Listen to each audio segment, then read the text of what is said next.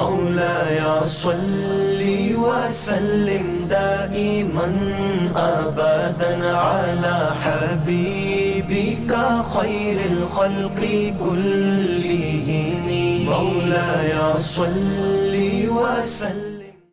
والدہ کا انتقال ہو گیا تو کیا نانی کی جائیداد میں سے والدہ کا حصہ ملے گا؟ ایک بھائی نے سوال کیا کہ میری والدہ کا انتقال ہو گیا تو کیا نانی کی وراثت میں، نانی کی جائیداد میں ہمیں والدہ کا حصہ ملے گا یا نہیں؟ اس کے بارے میں شرعی حکم یہ ہے کہ اگر آپ کی والدہ کا انتقال پہلے ہوا اور بعد میں آپ کی نانی کا انتقال ہوا تو ایسی صورت میں پھر نانی کی جائیداد میں سے آپ لوگوں کو والدہ کا کوئی حصہ نہیں ملے گا.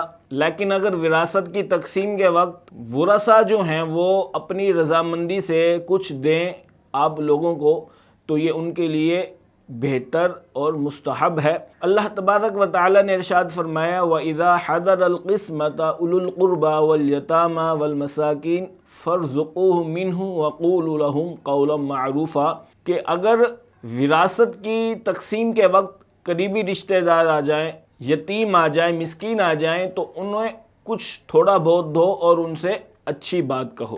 اور اگر آپ کی نانی کا انتقال پہلے ہوا اس کے بعد آپ کی والدہ کا انتقال ہوا تو پھر ایسی صورت میں نانی کی جائیداد میں سے آپ لوگوں کو آپ کی والدہ کا حصہ ملے گا. کیا ایک امام 2 جمعے پڑھا سکتا ہے؟ ایک بھائی نے سوال کیا کہ کیا ایک آدمی، ایک امام صاحب 2 جمعے پڑھا سکتا ہے یا نہیں؟ اس کے بارے میں شرعی حکم یہ ہے کہ ایک امام 2 جمعے نہیں پڑھا سکتا اور اس کی وجہ یہ ہے کہ اعلیٰ کے پیچھے ادنیٰ کی نماز ہو جاتی ہے لیکن ادنیٰ کے پیچھے اعلیٰ کی نماز نہیں ہوتی. مثلا ایک امام نے ایک جمعہ پڑھا دیا، اس کا جو فرض تھا وہ ادا ہو گیا، اور اگر وہ اب دوسرے لوگوں کو جمعہ پڑھائے گا تو ایسی صورت میں اس کا فرض تو ادا ہو گیا لیکن جو دوسرے جمعہ پڑھنے والے ہیں ان کا ابھی تک فرض ادا نہیں ہوا تو وہ اعلیٰ ہو جائیں گے، اور یہ جو امام صاحب ہیں جس نے ایک جمعہ پڑھ لیا یہ ادنیٰ کہلائے گا. تو ادنیٰ کے پیچھے اعلیٰ کی نماز نہیں ہو سکتے. یا یوں کہہ لیں کہ ایک شخص نے فرض پڑھ لیے، اب وہ فرض پڑھنے والوں کی اقتداء نہیں کر سکتا کیونکہ اس نے جو فرض ادا کر لیے، اب یہ جو نماز پڑھے گا وہ اس کی نفل کہلائے گی.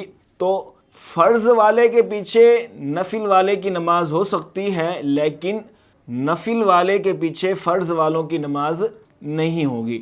تو خلاصہ کلام یہ ہے کہ ایک امام 2 جگہ جمعہ نہیں پڑھا سکتا. امام اگر رکوع میں ہو اور کوئی بندہ آئے اور تکبیر تحریمہ کہتے ہوئے رکوع میں چلا جائے تو نماز کا کیا حکم ہوگا؟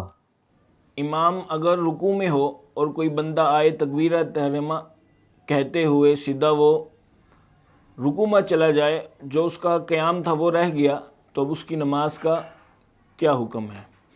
تو اس کے بارے میں شرعی حکم یہ ہے کہ اگر کوئی نمازی آیا اور امام رکوع میں ہے تو وہ ایسی صورت میں پہلے تکبیر تحریمہ کہہ کر تھوڑا سا قیام کرے، اس کے بعد امام کے ساتھ رکوع میں شامل ہو.